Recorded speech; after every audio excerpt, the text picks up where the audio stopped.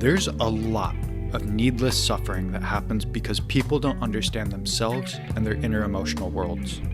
I genuinely believe that the research talked about in this show will actually help people alleviate some of that suffering. And because of that, I work very, very hard on this show.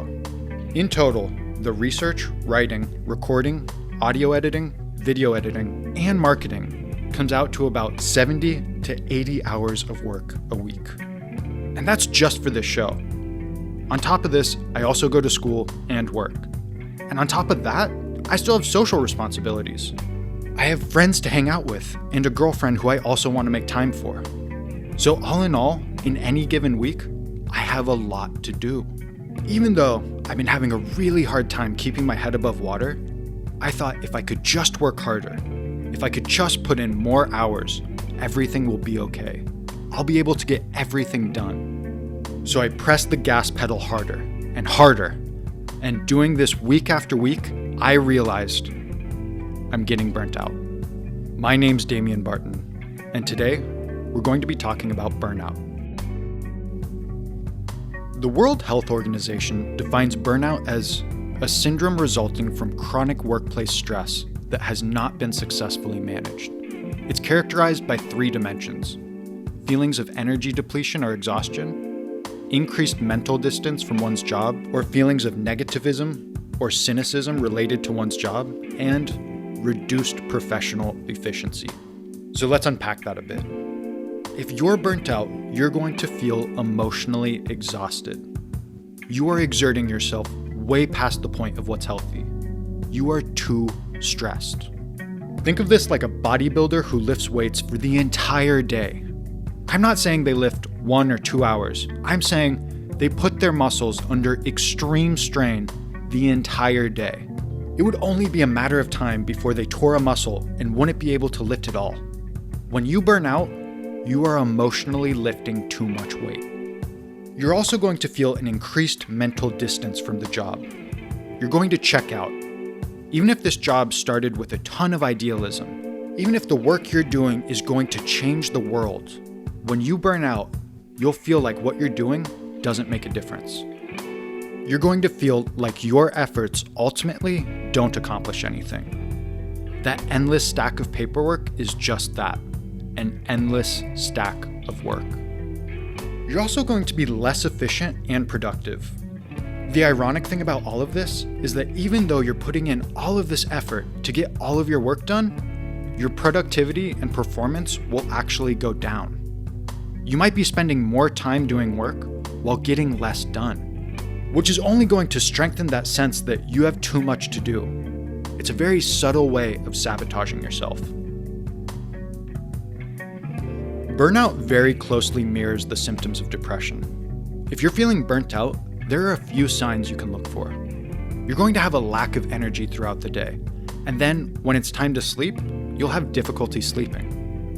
You might notice your inability to focus, and you might be quick to get angry.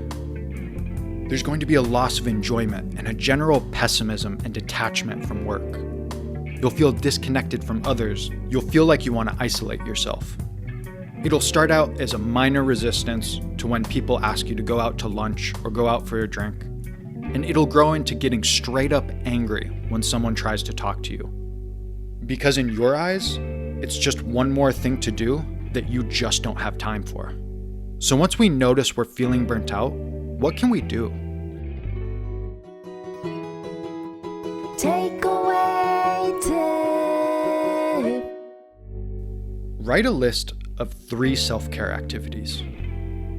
Earlier, I talked about the feeling of if I could just work harder, if I could just be more disciplined and put the hours in, I could get everything done. If your goal is to get everything done, self-care is the difference between the demolition derby and a NASCAR pit stop. Are you going to smash the gas pedal harder and crash into another car? Are you just going to push through the screeching sound of broken machinery? Or are you going to fix your car? Are you going to give it new tires and fill it up with gas? Because if the goal is to be successful at getting your work done, this car is not going to drive as long and successfully as this car. What fixes your car? What relaxes you? What replenishes you? Do you feel better when you're exercising or getting more sleep? Do you de-stress by playing video games or getting your favorite meal? Self-care is not a one-size-fits-all activity. It's going to be very personalized to you. And don't feel guilty for taking time away from work. It's not helping you or your work to always have your foot on the gas. Self-care isn't frivolous, it's functional. It makes you operate better. So write a list of 3 activities you enjoy that help you relax, and refer back to these when you feel burnout taking hold. Set up healthy boundaries. We need to know where the line is between us feeling good and us feeling overwhelmed. When is it enough and when is it too much? We don't just need to set boundaries with our work wherever that is possible, like how many hours you can work, or if it's appropriate for your boss to text you all day and night, but also we have to set good boundaries within our personal relationships. If my friends want to hang out every night, I need to set a more realistic boundary with them, because I can't spend that amount of time with them and get everything done that I need to get done. However, I could spend one night a week with them. That's a more realistic boundary. The other person that you need to make boundaries for is yourself. You need to give time to yourself to be a person outside of work. Give yourself breaks throughout the workday, and give yourself a real vacation where you can disconnect from work. You don't want to live to work. You want to work to live. And being that I'm trying to practice what I preach, there is going to be some changes to the show. I need to set better boundaries with all of you.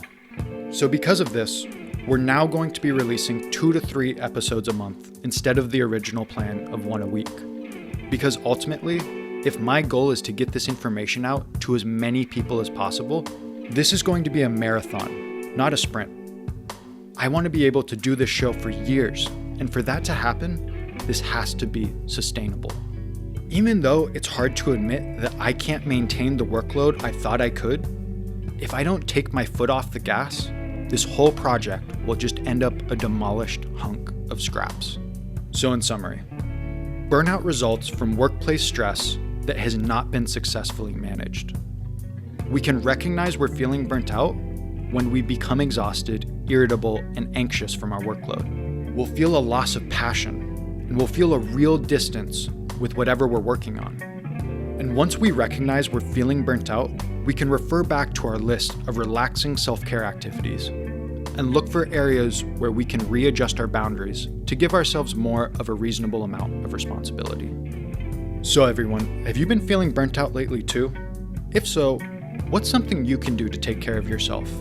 Leave your answers in the comments below. Join us next week for a special holiday episode, How to Deal with Rude Family During Thanksgiving. And a special thank you to Professor Avera for the help researching this episode. Don't forget to like and hit that subscribe button to be notified every time a new episode is released. If you want to take part in the Barton Blueprint for Emotional Intelligence's mission to destigmatize mental health, the most helpful thing you can do is share this episode with your friends and family. The more people who share, the faster this information is going to get out into the world to the people who really need it. Also, if you like this show and want more information, go ahead and follow us on all of our social media.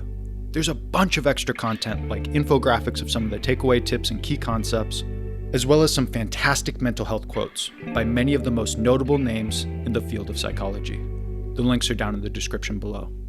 And if you want to know more about any of the research used in this episode, I always include the links in the description below.